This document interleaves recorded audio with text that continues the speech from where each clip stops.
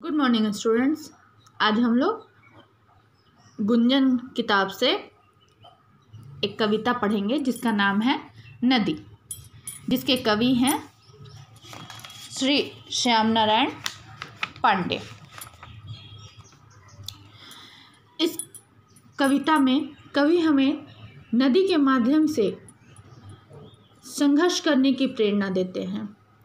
वह हमें बताते हैं कि हमारा जो जीवन है वो संघर्षपूर्ण रहना चाहिए।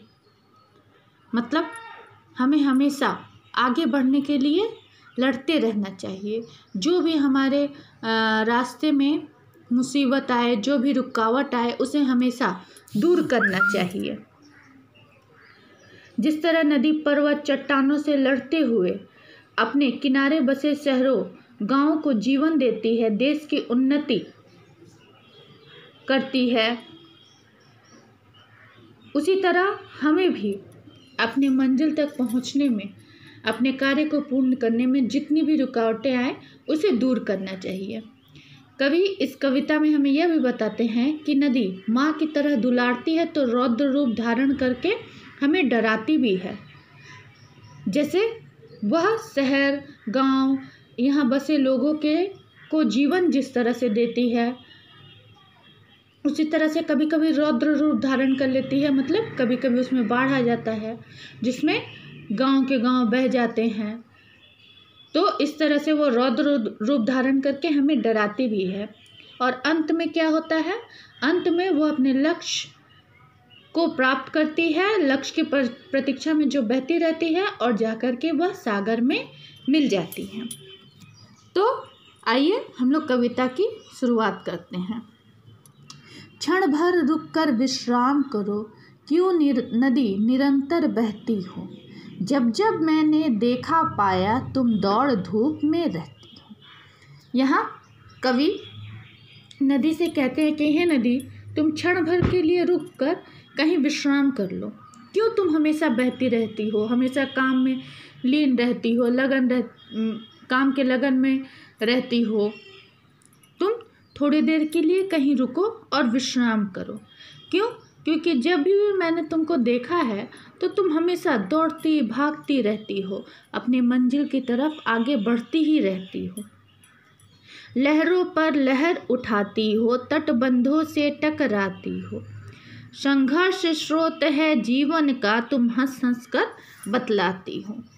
तुम अपने अंदर एक के बाद एक लहर उठाती रहती हो हमेशा। तब नदी में एक लहर उठती है, वो समाप्त होती है, तब तक दूसरी लहर आ जाती है और इस तरह से वो लहर के लहर हमेशा बहती रहती है और जाकर अपने तट यानी उसके किनारे में जो बांध बंधे हुए हैं उनसे टकराती है और हमें हमेशा यह बताती है कि जीवन का जो स्रोत है वह संघर्ष है। यह नदी हमेशा हंसते हुए हमें बताती है कि जीवन का संघर्ष क्या है, स्रोत है। भूधरा कर चट्टानों को लड़ लड़ कर तोड़ दिया तुमने, पर्वत समरस मैदान बने रुख अपना मोड़ दिया तुमने। यहाँ कवि नदी से कहते हैं कि तुम जो पर्वत हैं, जो चट्टान है, उससे हमेशा लड़ती रहती हो और निरंतर तुम्हारे लड़ने के वजह से, तुम्हारे बहाव के वजह से, तुम्हारे लहरों की वजह से जो वो चट्टानें हैं वह टूट जाते हैं और वह जो पर्वत है वह मैदान की तरह समरस समान बन जाता है और इस तरह से तुम अपना रुख मोड़ देती हो। अर्थात नदी जब बहती है तो उसके रास्ते में जो भी छोटे बड़े चट्टानें आती हैं उस पर निरंतर अपने प्रहार से नदी उन चट्टानों को तोड़ती है और उसमें से अपना रास्ता बना करके अपने रुख को मोड़ करके आगे बढ़ जाती है। ताकत को ताकत से काटा, कमजोरों को पुचकार दिया, ऊंचे शिखरों पर वार दिया, फसलों को चूमा प्यार दिया। ताकत को वह ताकत से काटती है। नदी ताकत को ताकत से, जैसे चट्टान है तो चट्टान को वह अपनी लहरों के माध्यम से बार बार टकराकर उसे तोड़ती है। कमज़ोर जो होते हैं उसे प्यार देती है, पुचकारती है, फसलों को चूमती है, तभी फसल जो है वह बढ़ते हैं और हमें अनाज प्राप्त होता है। तो फसलों को चूमती है, प्यार करती है और चट्टानों को तोड़ करके अपना रास्ता बनाती है। तो ये अभी हम लोगों ने नदी के विषय में थोड़ा सा बताया, जो हमें यह संदेश देती है कि कभी भी मुश्किलों से घबराना नहीं चाहिए, उनका सामना करना चाहिए और अपनी मंजिल की तरफ आगे बढ़ना चाहिए।